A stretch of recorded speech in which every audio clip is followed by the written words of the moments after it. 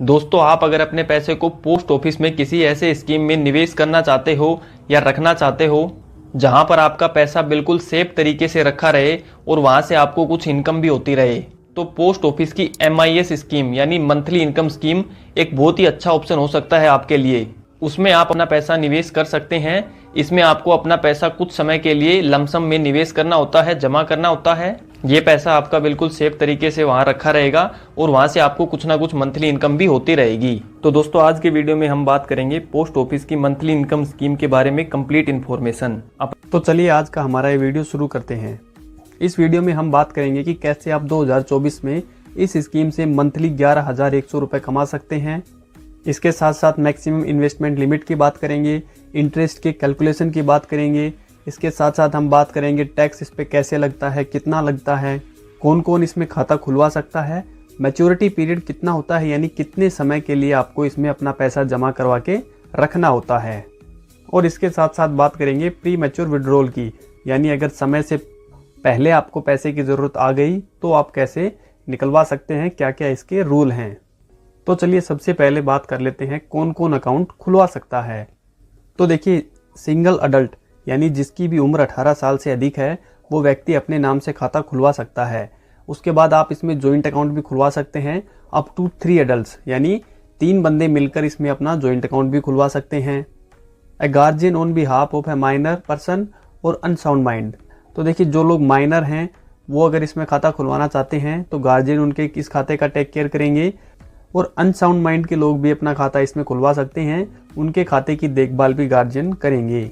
उसके साथ साथ 10 साल से अधिक उम्र का माइनर अपने ही नाम से अपना खाता खुलवा सकता है अगर वो चाहे तो ये लोग हैं जो पोस्ट ऑफिस की मंथली इनकम स्कीम में अपना खाता खुलवा सकते हैं। आइए अब बात कर लेते हैं डिपॉजिट लिमिट और डिपॉजिट के क्या क्या रूल हैं, यानी कि कितना रुपए आपको जमा करना पड़ेगा। तो देखिए, अगर आप इसमें खाता खुलवाना चाहते हैं तो कम से कम आपको 1,000 रुपये इसमें जमा करने पड़ेंगे। खाता कैसे खुलेगा? पोस्ट ऑफिस में आपको जाना होगा, बेसिक KYC डॉक्यूमेंट्स आधार कार्ड, पैन कार्ड और अपना एक फ़ोटो लेके जाना होगा, और मिनिमम 1,000 रुपये से आप अपना खाता खुलवा सकते हैं। और जो पैसे आप इस स्कीम में जमा करेंगे वो मल्टीपल ऑफ 1,000 में होंगे, यानी कि मिनिमम आप 1,000 रुपये जमा कर सकते हैं और उसके बाद मैक्सिमम आप 9 लाख रुपए तक जमा कर सकते हैं। लेकिन इन दोनों अमाउंट के बीच में अगर आप जमा करना चाहते हैं तो जो पैसा आप जमा करेंगे वो मल्टीपल ऑफ 1,000 में होना चाहिए। वो 10,000 हो सकता है, 1 लाख हो सकता है, वो 9 लाख रुपए भी हो सकता है, 1,000 रुपये भी हो सकता है, 5 लाख रुपए भी हो सकता है, 4,80,000 भी हो सकता है, 3,20,000 भी हो सकता है। लेकिन 3,20,000 20 रुपये नहीं हो सकता। मल्टीपल ऑफ 1,000 में आप जमा करवा सकते हैं अपना पैसा इस स्कीम में। इसके साथ साथ जॉइंट अकाउंट में 15 लाख रुपए जमा किए जा सकते हैं, लेकिन एक व्यक्ति केवल 9 लाख रुपए ही जमा कर सकता है। आइए इसको भी समझते हैं। अब देखिए, 2 लोगों ने मिलकर जॉइंट अकाउंट खुलवाया और उन्होंने 10 लाख रुपए जमा कर दिए जॉइंट अकाउंट के अंदर। तो 2 लोग मिलकर 10 लाख रुपए जमा कर सकते हैं, क्योंकि लिमिट जॉइंट अकाउंट की 15 लाख रुपए होती है। अब देखिए क्या होगा कि 10 लाख में से एक एक व्यक्ति का कितना कितना माना जाएगा, 5-5 लाख रुपए, और दोनों व्यक्ति कर कितना सकते हैं, 9-9 लाख रुपए।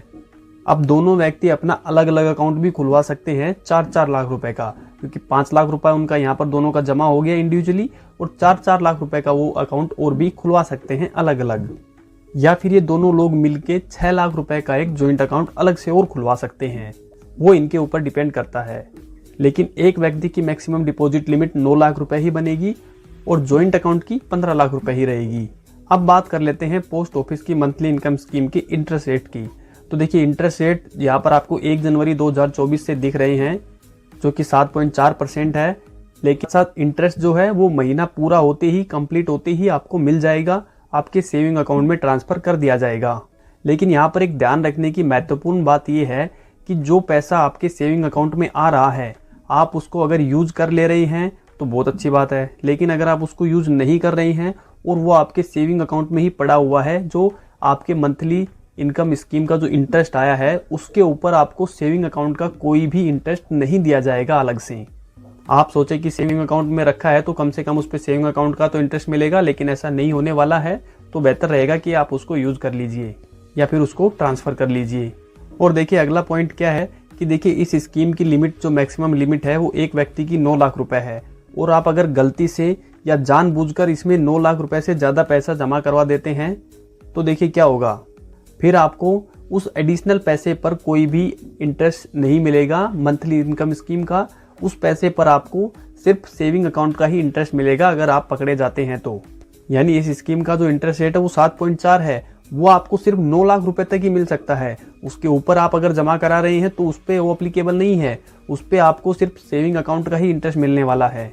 तो आपको ये गलती या चालाकी नहीं करनी है। 9 लाख रुपए की लिमिट आपको मिली है तो 9 लाख रुपए तक ही आप जमा कराएं। उसके अगला पॉइंट देखिए कि पोस्ट ऑफिस की जो MIS है उसका इंटरेस्ट आप अपने पोस्ट ऑफिस के किसी भी सेविंग अकाउंट में ले सकते हैं। उसके अगला पॉइंट देखिए कि जो इंटरेस्ट है वो टैक्सेबल रहने वाला है डिपोजिटर के हैंड में। अब इसका क्या मतलब है? इसका मतलब ये है कि जो इंटरेस्ट आपको मिल रहा है वो टैक्सेबल है। कब टैक्सेबल है? यदि आप अब टैक्स लिमिट में आते हैं, टैक्स पे करने के लिए लायबल हैं, तो आपको टैक्स उस पर पे करना पड़ेगा। देखिए भारत में 5 लाख रुपए तक की इनकम पर कोई भी टैक्स नहीं होता है। अगर आपकी इनकम 5 लाख से कम है तो इस पे आपको कोई भी टैक्स नहीं पे करना पड़ेगा। MI से जो आपको इंटरेस्ट मिल रहा है उसके ऊपर भी। लेकिन मान लेते हैं कि आपकी इनकम 10 लाख रुपए है, तो फिर आपके ऊपर अपने टैक्स स्लैब के हिसाब से जो टैक्स देना है वो देना है, और ये भी आपकी इनकम में, एडिशनल इनकम में ऐड हो जाएगा जो इंटरेस्ट आपको मिल रहा है। तो अगर आपकी पूरी साल भर की इनकम मिला करके इस इंटरेस्ट को भी मिला करके 5 लाख रुपए से कम है तो ये इंटरेस्ट आपके लिए टैक्स फ्री है। और अगर आपकी इनकम 5 लाख रुपए से ज़्यादा है इस इंटरेस्ट को मिला के, तो फिर आपको अपनी स्लैब के हिसाब से टैक्स पे करना पड़ेगा। तो इस स्कीम का जो टैक्स है, जो इंटरेस्ट का टैक्स है, वो आपकी इनकम पे डिपेंड करेगा। किसी के लिए ये हो सकता है टैक्सेबल हो और किसी के लिए हो सकता है ये टैक्सेबल ना हो। लेकिन TDS किसी का नहीं काटा जाएगा, टैक्स आपको खुद से पे करना पड़ेगा। अब बात कर लेते हैं प्री मैच्योर क्लोजर की, यानी अगर समय से पहले आपको पैसा चाहिए तो क्या आप निकाल सकते हैं, इसके क्या क्या रूल हैं। तो देखिए खाता खुलवाने के पहले साल तक आप अकाउंट को बंद नहीं करवा सकते हैं। तो देखिए यहाँ से आपने अकाउंट खुलवाया तो 1 साल पूरा होने तक आप इस खाते को बंद करवा ही नहीं सकते हैं। लेकिन 1 से लेकर 3 साल तक आप इस खाते को बंद करवा सकते हैं, पर 2% का आपको नुकसान हो जाएगा। 2% की आपके ऊपर पेनल्टी लगाई जाएगी। पेनल्टी किस पे लगेगी? प्रिंसिपल अमाउंट पे। मान लीजिए आपने 1 लाख रुपए जमा किया था और 3 साल पूरा होने से पहले, यानी कि 2 साल 10 महीने में आपको अकाउंट बंद करवाना है, तो तब तक आपको मंथली कुछ इंटरेस्ट तो मिला ही है। तो जो आपका प्रिंसिपल अमाउंट है उसमें से 2% की पेनल्टी काटी जाएगी, यानी 2000 रुपये कम करके 98,000 रुपये आपको पे कर दिए जाएंगे। और ऐसे ही आप चाहे 1 लाख जमा कराओ, चाहे 10 लाख जमा कराओ, चाहे 20 लाख, कितना भी पैसा आप जमा कराओ, पेनल्टी 2% की ही लगने वाली है। और अगर आप 3 साल से लेके 5 साल के बीच में इस खाते को बंद करवाते हैं, यानी 3 साल के बाद और 5 साल पूरा होने से पहले बंद करवाते हैं, तो प्रिंसिपल अमाउंट में से 1% काट लिया जाएगा और बचा हुआ पैसा आपको दे दिया जाएगा। तो इस तरह से आप इस खाते को समय पूरा होने से पहले भी बंद करवा सकते हैं, लेकिन ये पेनल्टीज आपको पे करनी पड़ेंगी।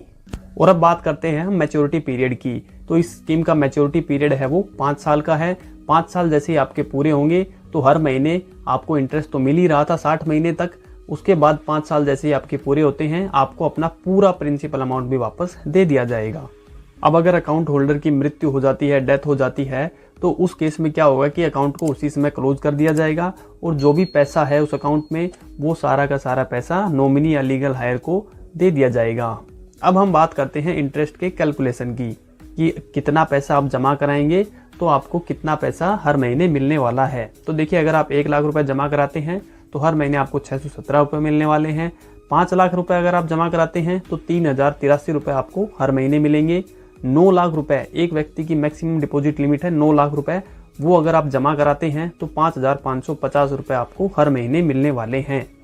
और अगर आप मान लीजिए हस्बैंड वाइफ हैं और आपने अलग अलग खाता खुलवाया है तो आप 18 लाख रुपए जमा करा सकते हैं और उससे आपको हर महीने 11,100 रुपये की मंथली इनकम होने वाली है।